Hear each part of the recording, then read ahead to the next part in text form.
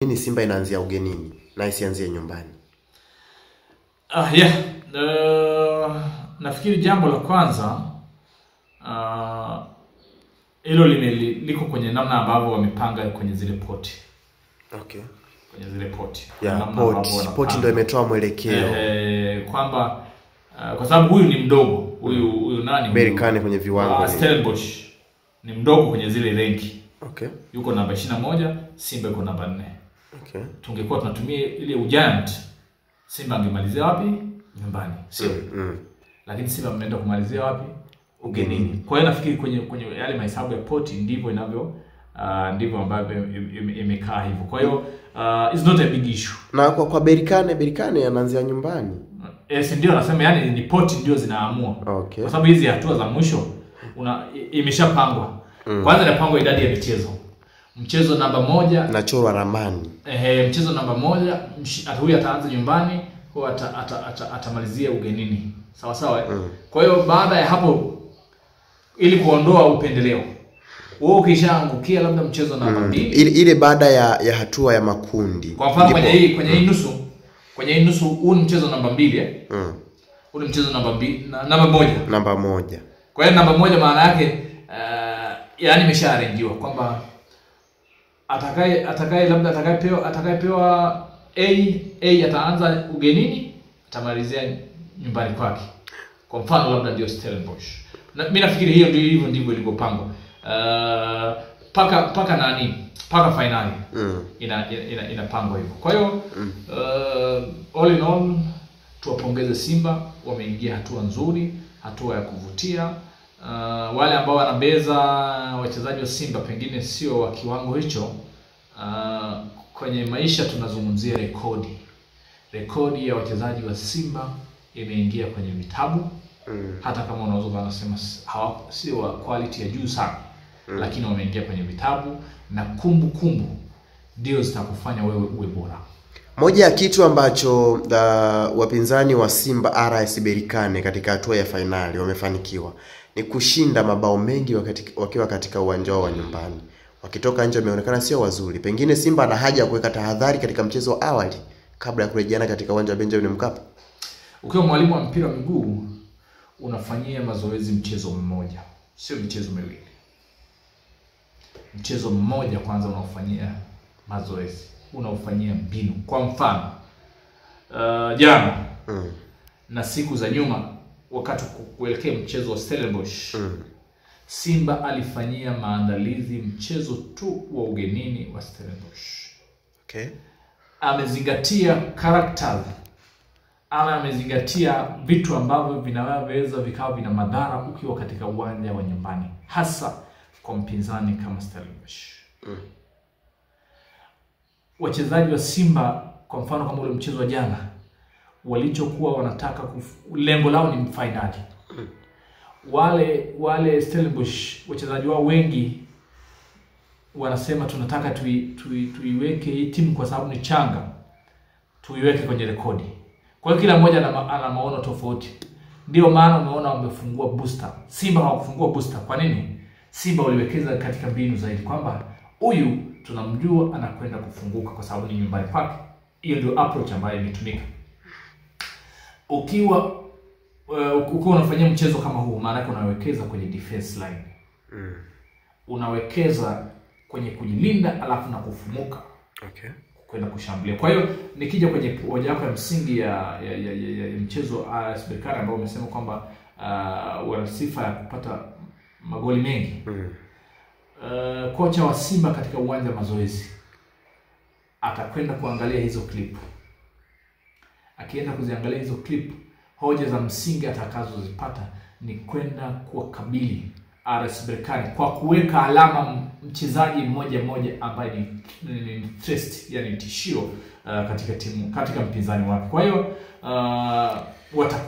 watakubali. Alishakuja Simba, alishacheza na Wydad, Simba alishacheza na Raja Casablanca ugenini, Simba alishacheza na huyu RS Berkane, Simba alishacheza na Al Ahly, timu zote za Waarabu wameshacheza nao. Kwa hiyo anajua namna ya kuseto, namna ya kujilinda, kuhakikisha kwamba katika uwanja wa ugenini asipoteze, apate sare au apate goli au asipoteze zaidi ya goli moja.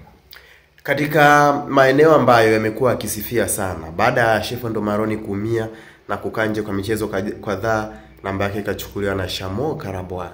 Miongoni mwa wachezaji ambao hawaimbwi, lakini kazi waliyofanya ni kubwa sana. Pengine kuna somo pengine ambalo ameweza kuwa ametoa Shamu katika eneo hilo, kipindi ambacho ni kama alikuwa haaminiki anamecheza kwa sababu Sheffield Maroni hakuwepo. Wale ni professional players. Siku zote mimi ni muumini wa ku-identify sifa za wachezaji wa kimataifa. Mchezaji yoyote wa kimataifa ambaye anapaswa kucheza nchini kwetu anatakiwa awe na sifa ya ziada kuwazidi wachezaji ambao wako ndani. Sio dhambi wachezaji wetu wa ndani wakiwazidi wa kimataifa.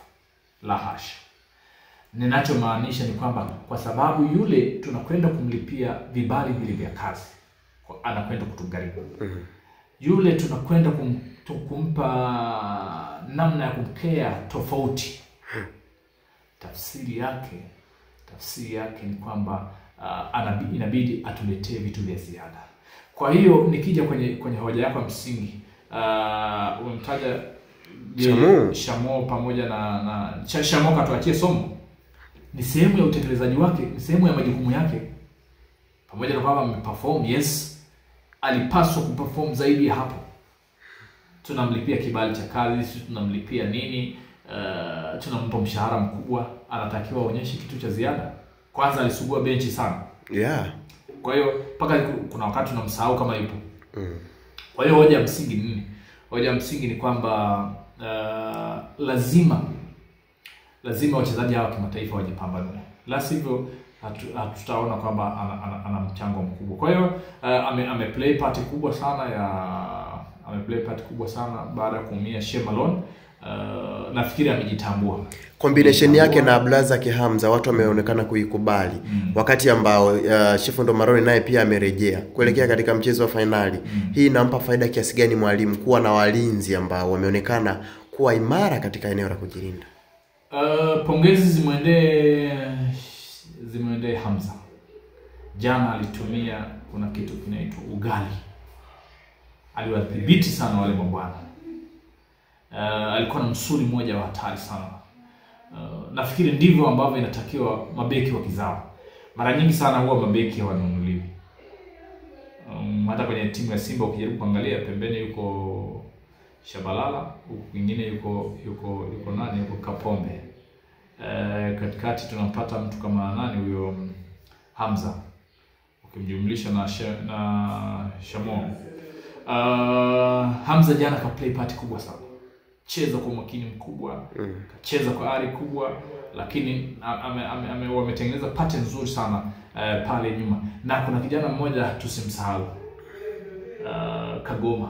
Yusuf Kagoma. Piga moja tackle moja hatari sana. Jambo nilikuwa nawasikiliza jana watu kwenye kibanda umiza kwamba huyu anacheza vizuri sana, lakini maana faulo zake hazina madhara. Wanataka aumize watu. Wanachukulia mfano kama Kanuti, Sadio, Tadeu Luanga, sema wale yani dakika 90 inaisha bila kadi. Of course anacheza vizuri sana na nafikiri amejielewa. Unajua sifa ya kwanza kwenye majukumu yoyote, unapaswa ujielewe kwamba wewe ni nani, unapaswa kufanya nini. Haya ni mambo ya msingi sana. Na